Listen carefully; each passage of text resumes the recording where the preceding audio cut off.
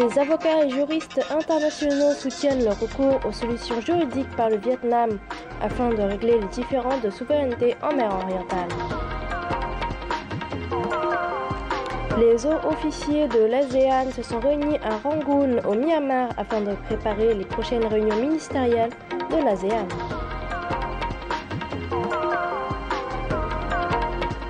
L'étonnant contraste entre modernité et tradition en milieu urbain du Vietnam est reflété de façon vivante à travers une exposition de photos, dessins et poésie à Hanoï. Mesdames et messieurs, bonjour et bienvenue à notre édition du Journal en français. Le président de la Commission des relations extérieures de l'Assemblée nationale vietnamienne a adressé des lettres officielles sur la situation en mer orientale au président de la Commission des relations extérieures des parlements des pays, au président et au secrétaire général de l'Organisation interparlementaire internationale. Dans ces lettres, il y a nettement précisé que les tensions en mer orientale continuaient de se compliquer à cause des agissements chinois. La plateforme pétrolière implantée illégalement depuis le 1er mai dans la zone économique exclusive et sur le plateau continental du Vietnam est toujours escortée par un bon nombre de navires de guerre et d'avions de combat. Les navires chinois ont encerclé, harcelé et pourchassé les bateaux vietnamiens, voire provoqué le naufrage d'un bateau de pêche vietnamien le 26 mai 2014. Cet acte viole gravement la souveraineté et la juridiction du Vietnam, le droit international, notamment la Convention des Nations Unies sur le droit de la mer de 1982. Le président de la Commission des relations extérieures de l'Assemblée nationale vietnamienne souhaite que les organisations interparlementaires internationales et régionales continuent de soutenir le Vietnam dans la protection de sa souveraineté et d'exiger de la Chine de respecter le droit international et la souveraineté du Vietnam. Soumettre les différends de souveraineté aux tribunaux internationaux ou à l'Assemblée générale des Nations unies est la meilleure façon pour un petit pays de pouvoir se défendre lorsque sa souveraineté est violée et revendiquée irrationnellement par un pays beaucoup plus puissant. Telle est l'idée de la plupart des avocats et des juristes internationaux en ce qui concerne les actuelles tensions en mer orientale suite à l'implantation unilatérale par la Chine de sa plateforme de forage dans la zone économique exclusive et le plateau continental du Vietnam. Voici quelques propos recueillis par notre correspondant de la télévision nationale du Vietnam en Union européenne. Des pays comme les Philippines.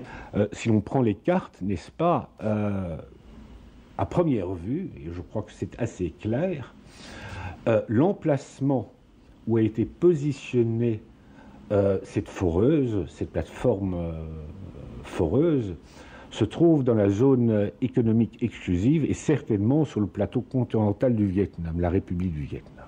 Personnellement, je ne peux pas ressentir autrement l'action chinoise que comme une forme de provocation à l'égard du Vietnam, puisque la Chine sait parfaitement bien que le Vietnam revendique cette partie du territoire comme étant sien.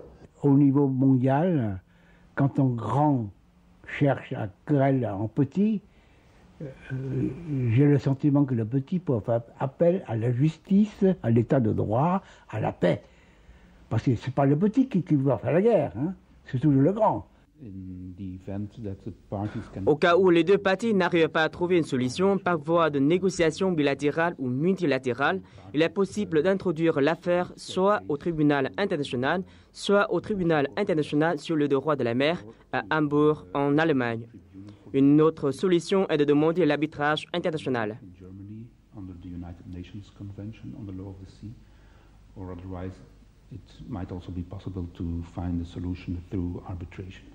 Le Vietnam pouvant arguer du fait que l'action chinoise est une menace contre sa souveraineté et menace la paix et la sécurité internationale. Ce problème est peut-être un peu plus nuancé et plus complexe, dans ce sens que la République populaire de Chine se prévaut de ses droits souverains sur les îles de Paracels, là où cette souveraineté est contestée par le Vietnam, entre autres motifs que la Chine populaire n'a fait qu'occuper ces îles, de façon illégale d'ailleurs, en 1974. Alors moi, je conseille au Vietnam de sonder un peu les uns les autres, mais de lancer un appel au secrétaire général des Nations Unies, à l'Assemblée nationale, l'Assemblée générale des Nations Unies, pour trouver le moyen de prévenir le conflit. Le Vietnam n'est pas la seule nation, n'est pas le seul pays en proie à des difficultés de la sorte. Ainsi, les Philippines, par exemple, se voient également confrontées avec un différend avec la République populaire, différent d'ailleurs qui ressemble fortement aux problèmes qui se posent actuellement au Vietnam. Les Philippines ont choisi de porter cette affaire en justice devant la Cour permanente d'arbitrage de La Haye, arbitrage auquel la Chine se refuse, bien qu'elle soit signataire de la Convention de 82.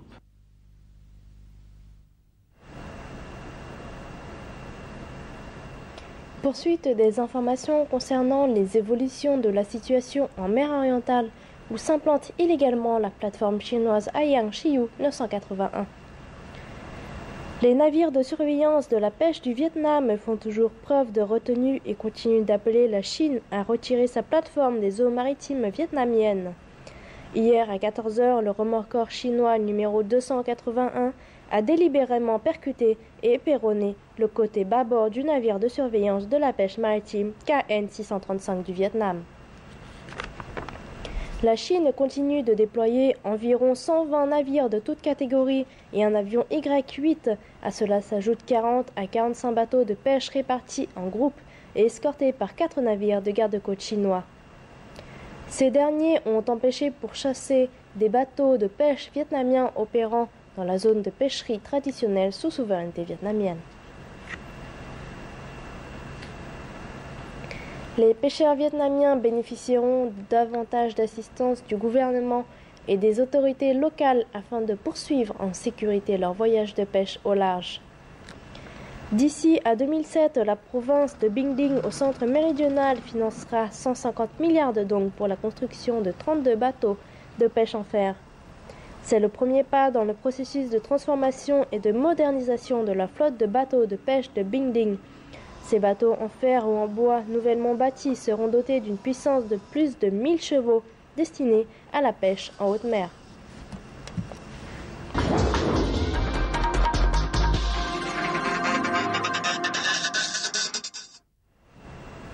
Le vice-ministre vietnamien des Affaires étrangères Pham Quang Vinh, à la tête de la délégation vietnamienne, a participé hier à la réunion des hauts officiers de l'ASEAN, organisée à Rangoon, au Myanmar. Cette réunion visait à préparer les prochaines réunions importantes de l'ASEAN, à savoir la réunion des ministres des Affaires étrangères de l'ASEAN, la réunion ministérielle de l'ASEAN élargie et le forum régional ARF. Les hauts officiers de l'ASEAN ont examiné le processus d'édification de la communauté de l'ASEAN vers 2015 et évalué les résultats de l'application de la déclaration commune ASEAN-Chine des parties en mer orientale DOC. Ils ont aussi discuté de mesures visant à accélérer l'élaboration du code de conduite des parties en mer orientale COC. Les réunions de l'ASEAN prévues du 7 au 9 juin au Myanmar se pencheront particulièrement sur la situation politique de la Thaïlande et l'escalade de tensions en mer orientale, des évolutions indésirables qui menacent le processus d'édification de l'ASEAN ainsi que la sécurité et la stabilité de la région. En marge du 24e sommet mondial des femmes tenu à Paris, la vice-présidente du Vietnam Nguyen Thi Xuan a rencontré vendredi à Paris le secrétaire général de l'Organisation internationale de la francophonie, Abdou Diouf. Nguyen Thi Xuan a demandé à l'OIF de renforcer sa coopération pour accélérer l'égalité des sexes et faire valoir le rôle des femmes et pris en haute estime les efforts de cette organisation en ce domaine, notamment dans la création d'un réseau francophone pour l'égalité des sexes. Profitant de cette opportunité, la dirigeante vietnamienne a annoncé la situation actuelle en mer orientale ainsi que la position constante du Vietnam qui est de ne pas recourir à la force et de régler les problèmes par des mesures pacifiques, conformément au droit international dont la charte de l'OIF. Abdou Diouf, de son côté, a affirmé que l'OIF était toujours solidaire avec le Vietnam, membre très actif de l'OIF. À cette occasion, la présidente Nguyen Thi Doan a aussi rencontré le personnel de l'ambassade du Vietnam en France et les représentants de la communauté vietnamienne dans ce pays. Tout de suite, comme d'habitude, tous les dimanches, nous vous proposons de passer en revue les événements marquants de la semaine écoulée, résumés par Venagne. Ce jeudi, le ministère vietnamien des Affaires étrangères a tenu une conférence de presse internationale sur la situation dans la mer orientale. Lors de cette conférence, les gardes-côtes et la police maritime du Vietnam ont publié les vidéoclips concernant les attaques menées par les navires chinois contre les navires des forces de maintien de l'ordre et les navires de pêche du Vietnam dans la région où la plateforme de forage chinois Hai Shiyu est installée illégalement. Selon eux, les pêcheurs vietnamiens ne sont pas en mesure de procéder à la production normale dans cette pêcherie traditionnelle car les navires chinois y effectuent des actes violents contre les navires vietnamiens. Le 26 mai, un bateau de pêche chinois a même fait couler un bateau de pêche vietnamien. Selon les officiels vietnamiens, le Vietnam a fait des efforts pour dialoguer avec la Chine. Cependant, la Chine ne répond pas à la bonne volonté du Vietnam tout en déformant la vérité auprès de la communauté internationale. Le Forum d'affaires du Vietnam de mi-mandat 2014 a été tenu ce jeudi 5 juin à Hanoï par le ministère du Plan et de l'Investissement et la Banque mondiale au Vietnam. Le chef du gouvernement vietnamien y a déploré les pertes des entreprises lors des récents troubles à l'ordre public, provoqués par les fauteurs qui ont profité des manifestations contre l'implantation dans les eaux vietnamiennes de la plateforme pétrolière Hai Shiyu 981 par la Chine. Le Premier ministre a affirmé que son gouvernement a réglé à temps ces problèmes et s'est engagé à ne pas laisser se reproduire de tels événements. Lors de ce forum, les participants ont discuté des impacts, des opportunités et des défis après que le Vietnam ait signé un certain nombre d'accords commerciaux importants. La secrétaire américaine au commerce, Penny Pritzker, à la tête d'une délégation composée des PDG des grands groupes des États-Unis et du Conseil d'affaires États-Unis-ASEAN, a effectué en début de semaine une visite au Vietnam. Ces entreprises, spécialisées dans divers secteurs dont l'assurance, l'énergie, l'éducation et la formation, ont été invitées par le Conseil d'affaires États-Unis-ASEAN à venir au Vietnam. Leur visite avait pour objectif de discuter avec le gouvernement et les sociétés vietnamiennes du renforcement de la coopération économique bilatérale et de l'accélération des négociations sur l'accord de partenariat transpacifique. La secrétaire américaine au commerce a été reçue par les plus hauts dirigeants vietnamiens, dont le président Trương Tân Sang et le premier ministre Nguyễn Tấn Dũng.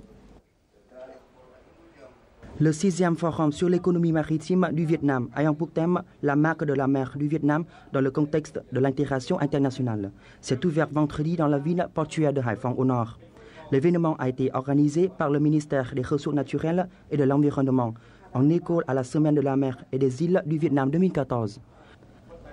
Pour développer la marque de la mer du Vietnam, une attention particulière sera accordée au développement des ports et du tourisme maritime et à l'exploitation des produits de la mer. Le forum d'entreprise Vietnam-Singapour 2014 s'est ouvert mercredi à Ho Chi Minh Ville. Cette édition 2014 s'est concentrée sur le secteur de la finance, de la transformation des produits agricoles, sylvicoles et aquacoles, de l'hôtellerie et du tourisme, de l'immobilier. Le forum est un événement annuel important contribuant à renforcer la coopération multiforme entre le Vietnam et Singapour. Pendant 3 jours, les entreprises vietnamiennes et singapouriennes ont eu l'occasion d'échanger avec des responsables, des spécialistes et des décideurs politiques. L'occasion aussi pour elles d'établir une connexion ainsi que de se renseigner sur les opportunités d'investissement réciproques. Le 24e sommet mondial des femmes a eu lieu jeudi à Paris. La délégation vietnamienne y a été conduite par la vice-présidente Nguyễn Thị Bình. En qualité d'invitée spéciale, la vice-présidente du Vietnam a affirmé que les femmes progressent pour tenir, aux côtés des hommes, les rênes du traitement des difficultés et des défis auxquels le monde doit faire face. La dirigeante vietnamienne a également indiqué les difficultés et les épreuves que les femmes devront surmonter afin de parvenir à une vraie égalité des sexes. Le Sommet mondial des femmes est devenu un événement annuel important pour les femmes politiques, les femmes d'affaires et activistes du monde entier. Il permet de souligner les règles sur l'égalité des sexes, mais aussi de discuter des mesures pour élargir les opportunités économiques pour les femmes. La compagnie aérienne japonaise ANA a relié dimanche dernier Tokyo à Hanoï avec un Boeing 787 Dreamliner pour une liaison quotidienne. Cet événement a marqué un nouveau pas dans le développement de l'aviation civile du Vietnam. Avec la ligne Tokyo-Hanoï et Hanoï-Tokyo, ANA est la première agence aérienne à mettre un Boeing 787 en exploitation au Vietnam. Avec la coopération stratégique entre les compagnies aériennes ANA et US Airways sur les lignes reliant le Vietnam et le Japon et les États-Unis, la mise en exploitation d'un Boeing 787 au Vietnam montre l'intérêt des agences aériennes internationales pour le marché vietnamien. En ce mois de juin, Hanoï et Ho Chi Minh Ville accueillent le 6e festival du film documentaire Europe-Vietnam. Lors de ce festival, ce sont 9 films documentaires vietnamiens qui vont ouvrir les séances de projection, suivis de 7 films européens. Nous vous invitons maintenant à rencontrer un des participants à ce festival, le réalisateur et scénariste vietnamien Dao Thanh Tung. Il est connu pour ses nombreux films sur le thème de la mer et des îles.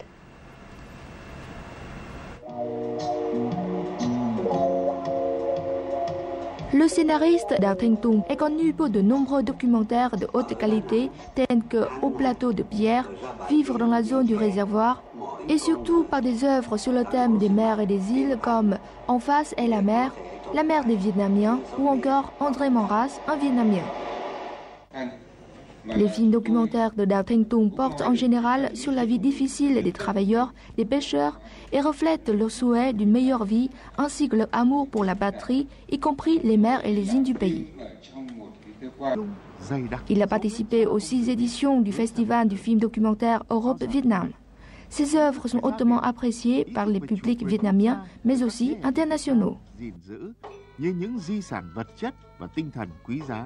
Xin chào nhà biên kịch đạo diễn Đào Thanh Tùng, là một người có thể nói là đã gắn bó với Liên hoan phim tài liệu quốc tế ngay từ những ngày đầu tiên. Trong sự kiện năm nay thì ông sẽ đem đến cho khán giả những cái tác phẩm nào của mình ạ? Tôi gửi tới Liên hoan phim một bộ phim về triết gia Trần Đức Thảo, và với một cái mong muốn rằng là người Việt Nam sẽ hiểu rõ hơn về một nhà triết học mà rất ít biết ở Việt Nam nhưng lại rất nổi tiếng ở nước ngoài. Thực ra đấy là bộ phim mà làm về một người đã mất cách đây khoảng 20 năm rồi, và có một cái thân phận và một cái cuộc sống trải qua gần như là những cái đau khổ, những cái mất mát của một cái thời mà chúng ta gọi là chiến tranh, rồi bao cấp, rồi những cuộc đấu tranh về tư tưởng, về mang tính nhân văn của xã hội, rồi thì phải trả giá cho nó rất nhiều để có thể đạt được tới một cái mục đích mà một triết học mà mang tính rất là nhân văn. Mà cái tính nhân văn thì tất nhiên cả thế giới đều cần, nhưng không chỉ ở nước Việt Nam mình cần. Tôi có băn khoăn một điều là tại sao với một nhà biên kịch, một đạo diễn mà đã gắn bó với rất là nhiều những cái tác phẩm phim tài liệu về biển đảo lại không tận dụng cơ hội này để đem những cái tác phẩm của mình về một cái chủ đề có thể nói là rất là tâm huyết của nhiều nhà làm phim đến với các bạn bè quốc tế ạ? Đúng ra thì lần thứ 4 và lần thứ 5 thì tôi cũng đã gửi những bộ phim làm về biển đảo để mà chiếu ở trong cái liên hoan phim quốc tế này rồi. Ví dụ như phim André Maurras, người Việt thì chúng tôi đã chiếu ở liên hoan phim năm thứ 4, năm thứ 5 thì chúng tôi đã chiếu cái bộ phim Biển người Việt. Thì đấy, 2 cái bộ phim đều liên quan đến biển và cũng có liên quan tới chủ quyền của Việt Nam.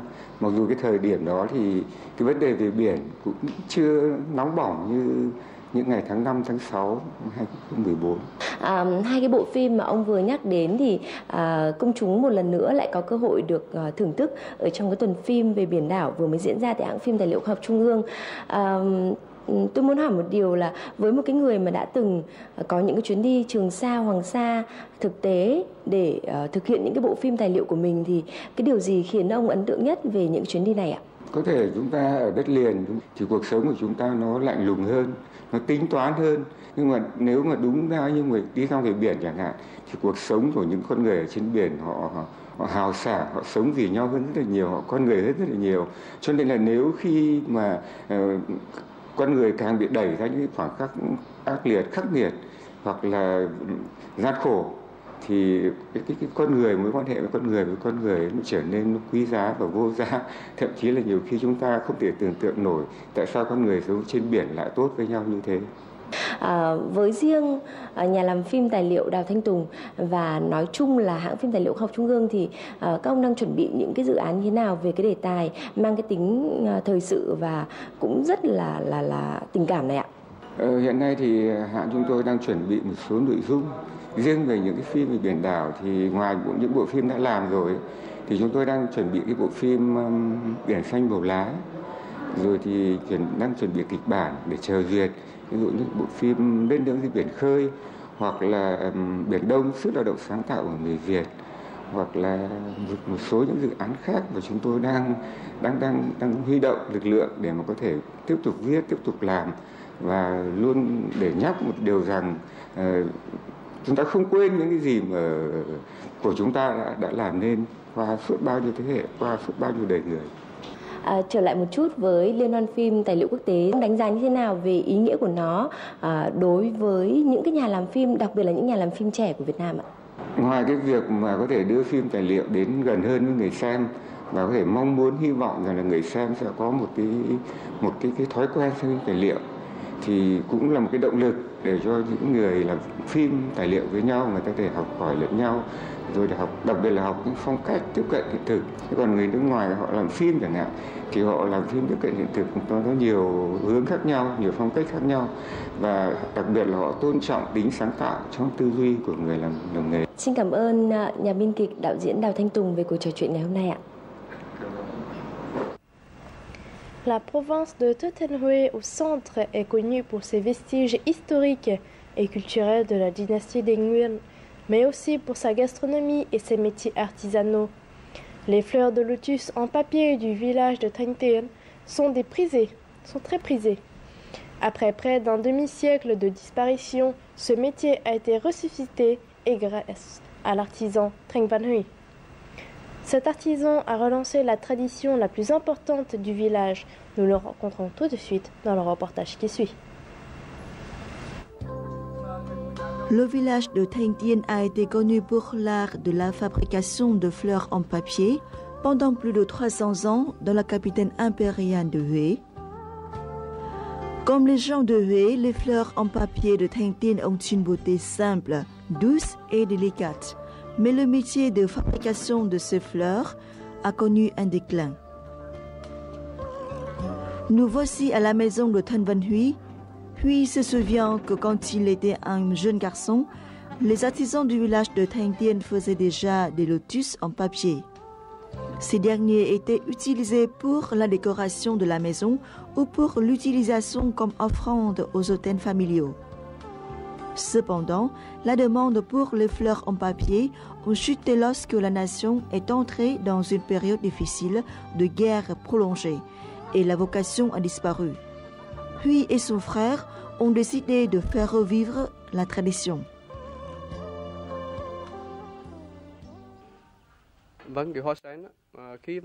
Tous les Vietnamiens connaissent la pureté du lotus et disent, bien qu'ils s'épanouissent dans la boue, aucune partie ne ressemble de la boue. L'image du lotus est profondément ancrée dans les esprits de tous les Vietnamiens, de sorte que c'est la raison pour laquelle j'ai décidé de faire revivre cet art traditionnel.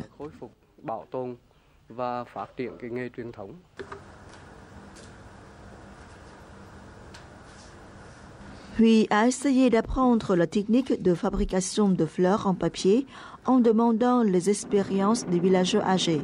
Après plusieurs efforts d'essai et d'erreurs, il a obtenu un succès en recréant la beauté du lotus. Chaque pétale est réalisé par le laminage d'un fil sur papier teint à la main. Huy utilise ensuite la colle et du rotin pour coller les pétales pour créer des bourgeons de lotus.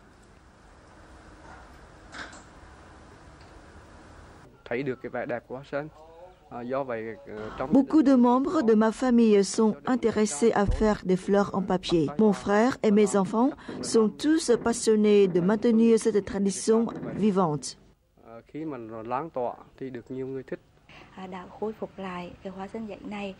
Le lotus a toujours été une partie importante dans la vie des Vietnamiens. Étant vietnamienne, je suis très fière de lui. J'aime beaucoup les fleurs de lotus, surtout les lotus en papier. C'est ce qui me motive à apprendre ce métier de mon père afin que nous puissions préserver et promouvoir cet art dans l'avenir.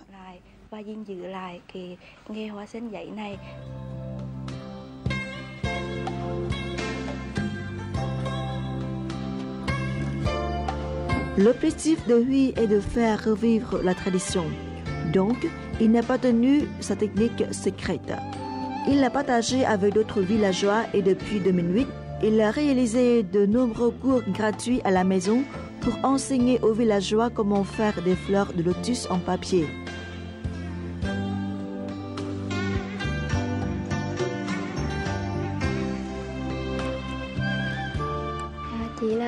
Je veux apprendre le métier traditionnel du village.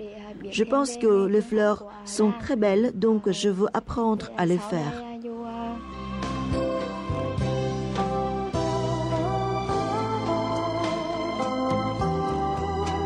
Sa petite maison dans le village de Thanh Tiên est devenue une escale pour de nombreux voyages organisés par des agences de voyage à Huế. Pendant le festival Huế 2014, sa maison a attiré de nombreux visiteurs désireux de découvrir la beauté de Huế. De nombreux visiteurs ont été fascinés par les fleurs en papier fabriquées par les artisans du village de Thanh Tiên.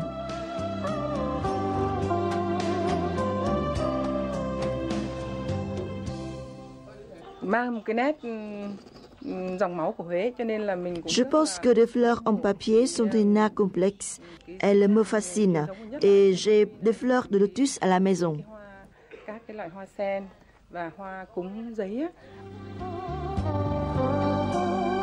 Cette belle caractéristique de Huế, qui est rarement vue dans d'autres lieux, a été relancée au village de Thanh Tiên grâce à l'amour et la créativité de ses habitants du village.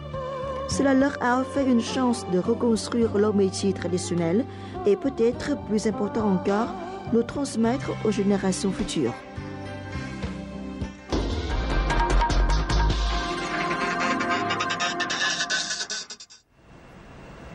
Vie, envers et endroit est le thème d'une exposition qui a ouvert ses portes depuis le 30 mai à l'espace Institut français de Hanoï. L'exposition présente au public 15 œuvres qui sont des combinaisons de photos, de dessins et de poésie. Toutes illustrent le contraste de la vie vietnamienne entre agitation des rues et sérénité des intérieurs. Tout de suite, les images commentées par Touriel. Photos, dessins à l'encre de Chine et poésie. Chacune de ces 15 œuvres est le fruit du travail en commun de 3 artistes. La peintre française Marie-Cécile Mac, le photographe français d'origine vietnamienne Eric Huyn et le poète Ton That Thanh Vân. Elle reflète l'étonnant contraste entre l'activité grouillante des rues et le calme absolu qui règne le plus souvent dans les intérieurs ou les édifices publics. Un paradoxe qui est de plus en plus typique de la société vietnamienne en milieu urbain. Pour concrétiser l'idée de cette exposition, les artistes ont mis 8 mois à réaliser et à combiner leurs œuvres. Cette année, donc, c'est la 10e fois que je viens au Vietnam et j'ai jamais été aussi occupé que cette année. C'est-à-dire que j'ai l'impression qu'à chaque fois que je viens, j'ai de plus en plus de choses à faire. Clairement, j'aurais dû venir plus longtemps cette année. Je pense que je réfléchis à venir plus longtemps l'année prochaine. Je vis au Vietnam depuis 23 ans. J'aime la vie au Vietnam. J'aime les gens aussi. La vie peut être très animée dans les rues avec des véhicules et des bruits. Mais lorsque l'on entre dans une maison, on ressent une ambiance tout à fait contraste. Les Vietnamiens vous réservent toujours un accueil intime et des sentiments chaleureux. Cette exposition réussit à refléter ce paradoxe entre l'extérieur et l'intérieur des maisons au Vietnam. Marie-Cécile Mac est illustratrice et vit au Vietnam depuis 6 mois. Pour réaliser ses œuvres, elle a choisi le papier zon, un papier typique de l'art pictural vietnamien. En fait, c'est un peu étrange, mais j'avais des amis de la famille vietnamienne et ils étaient très gentils et tout de suite, ils nous ont accueillis comme un peu leur famille. Et ensuite, j'ai eu ma meilleure amie qui était vietnamienne, donc je ne sais pas pourquoi, mais j'ai toujours eu un très bon rapport avec... L'alliance des types d'art différents résulte des œuvres très impressionnantes. Ces photos-dessins accompagnés de poèmes font découvrir en même temps la tradition et la modernité de Hanoï. Avant de refermer ce journal, nous découvrons l'agenda des événements culturels prévus pour la semaine prochaine.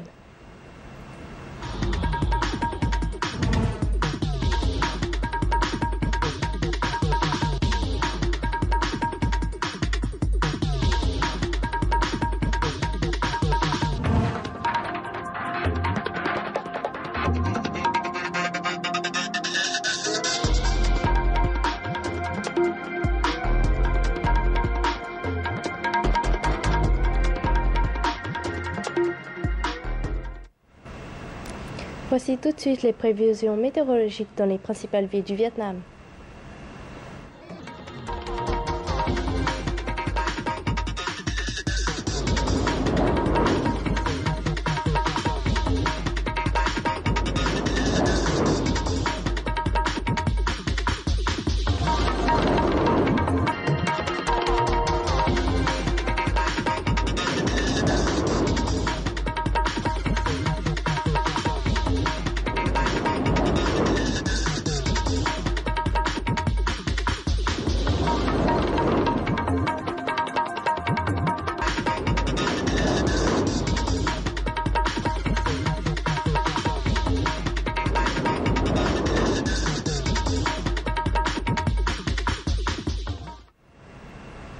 C'est ainsi la fin de notre édition du journal en français. Merci de votre fidélité. Bonne fin de casse à vous tous.